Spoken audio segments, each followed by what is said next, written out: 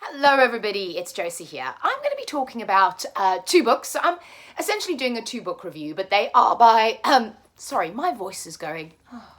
Anyway, back to the video. I'm going to be doing a two-book review. So, these two books are by the same author. The author I'm talking about is Anne Bannon. And the first book I'm going to talk about is Odd Girl Out by Anne Bannon. And the second one is I Am Woman by Anne Bannon. Now, Anne Bannon writes, so Anne Bannon is a pulp fiction author from the 1950s. Anne wrote lesbian pulp fiction books, like I said, in the 50s, in an era where, lesbian literature wasn't exactly the done thing. Nowadays, we have loads of diversity. Well, loads, okay, maybe loads is overstating. We have a lot more diversity these days, which is a good thing. I think we can always have more. But we have, to see lesbian, queer, gay, asexual, bisexual, anybody on the spectrum in a book is not that weird or not strange anymore. Back in that day, it was still a taboo subject. So what I wanted to do is when I was doing sort of research on literature in the past, and specifically lesfic literature, because that's something I'm particularly interested in, I came across Anne Bannon, and I think I've mentioned before, anybody that's read the book Pulp by Robin Talley, which is a really cool narrative of a girl in present time doing a school project on lesbian pulp fiction from the 50s, and Anne Bannon's mentioned in that book as well. I can't remember if it's in the actual narrative or just in the back and sort of like the reference material section. So I've kind of been dying to get my hands on one of these books and read them, and I was lucky enough to find both of these in my local Oxfam charity shop, so I was really excited about that, and I've read both of these. Now, like I said, this is from the 50s, so it's interesting. There is like a foreword by Anne Bannon, and she talks about, writing the books and choosing the topics and kind of how that came about. And it's really interesting. It's in the beginning of both books, and I think this was written in 2011. So it's really interesting to read that and kind of read the history and her thoughts on it now. I'm just trying to get to the end. I think it's in 2011. 2001. So she wrote this in 2001, the foreword to these books. And sort of the contrast and ideas and feelings on it. So what these books are about is the first one. So this is called the Bebo Binker series, I think, is the title of the series. And this is the first book, and I believe this is the second book. So you could read them out, like you could just read one. Certainly you could just read the first one, but you could read the second one. It does make reference to Beth, who is one of the characters in the first book, and Laura is also the main character in the second book, who is one of the main characters in the first book. So essentially they are a series. There's more of these books, but I feel like you can kind of dip a little bit in and out of them, or certainly the first two. I think you could read the second one.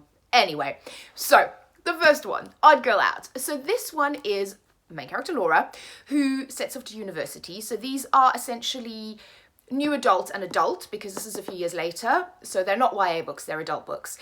So in this one, Laura sets off to university. She pledges a sorority. She gets set up in the sorority house, and one of the girls she's rooming with is called Beth. She becomes quite intrigued with Beth. Beth is very, I suppose, to her, kind of wild, open, kind of the antithesis of what Laura normally knows, and sort of small town girl kind of, it's all quite exciting to her, and Beth is quite exciting to her. And then she starts to kind of have feelings towards Beth that are more than friendly. Now, what I would say is, because of the era, both of these books, there is homophobia in them. There is also in this first book, which nowadays you go, huh? But remember the era these written in. So Laura goes, they take her, so Laura and Beth and one of Beth's friends, and he invites a guy along for Laura as well, as you do. So they are very obsessed at the time with finding boyfriends, finding husbands, finding men. We have to find men before we're old maids, considering they're like, 18? But again, era. Right, era context. So they go to this bar, and essentially it's a gay bar, a queer bar, and she kind of looks around and she sort of sees, same-sex couples, and she's like shocked, oh my goodness. And then she kind of starts to realize that she is gay, and the word, like, she doesn't even understand, she's never really heard the word gay before, which again, context, never mind the word lesbian, that comes up in the second book, it doesn't even come up in the first book. but it's that kind of realization, and then in a way other people telling her, especially in this one as well, in the second book, that, you know, Laura, you're gay, you've got these feelings for women, you're a lesbian, but there's a lot of kind of internal homophobia in a way as well, because this is not how she wants to be, this is not what she should be. The first book, there's a lot of angst involved in this relationship between Beth and Laura, and what I would say is that, and a lot of these books kind of had that trope in it, is that one of the characters then goes off with a man and decides, you know, this man is fabulous. So I would say essentially Beth is a bisexual character by today's definition. Laura, however, I would say is a lesbian. She's in denial, but she's a lesbian. So that's the first one. Then the second book is set a few years later. So Laura, so it's kind of a bit weird. Like, I'm assuming this is the second book because we do sort of pick up, obviously, with the same character, but there seems to be a slightly missing bit in between. So there's a lot of discussion about her father, and there's real hints of abuse by her father. And I'll be honest, I read between the lines that it was possibly sexual abuse, but that's never explicitly said on the page. But certainly she kind of, in a way, runs away from her father, goes to New York City, starts a new life there, gets a job. So she's an adult now, and in this one, she meets this guy, so she gets set up on a date with this guy by her new roommate, who, surprise, surprise, she kind of fancies. And this guy, basically, he's one of the people that says to, dude, you're gay, because, dude, he's gay.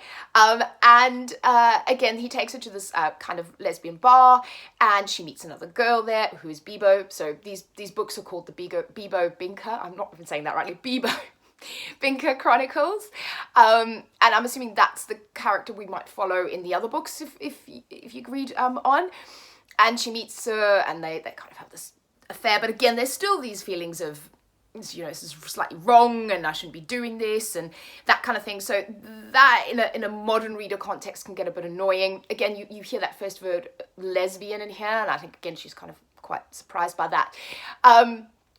I did sort of enjoy that. Did I enjoy this one more? Yeah, just because it was a little bit more, she was coming into her own a bit more, she was being herself a bit more.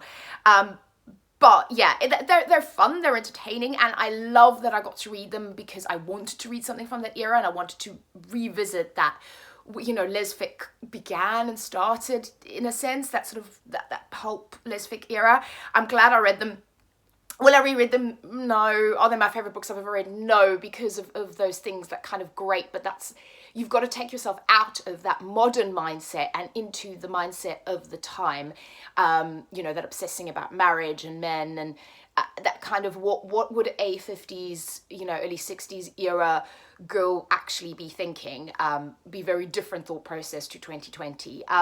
So, I mean, I enjoyed it in the sense that it was fun, it was great for research, it was great to revisit those. Do I really want to continue the series? No, there's other books that I'd rather read, but from a historical point of view, from a point of view of knowing where this came from, they are quite fun. But yeah, there are those issues that it's just hard when you're coming at it from a modern perspective. But yeah, so those are the books. I mean, I would say definitely if you're interested in it, if you're interested in kind of the history, if you're interested in that era, read them for fun. They are, you know, it's nice to see where that's come from, but do take it with a pinch of salt, and do kind of put yourself in the era mindset, because if you don't, it's just going to annoy the heck out of you. I think it did me, in the sense that until I went like, no, put your mindset there, and then it was okay. So yeah, cool. I was really glad I found these in the secondhand shop. I was just stoked about it, and yeah, interesting reads. Let me know if you've read them, and what you thought, or if you've read any other kind of 1950s pulp lesfic and what you thought of it. And I will see you all again very soon, and speak to you all again very soon. Bye-bye.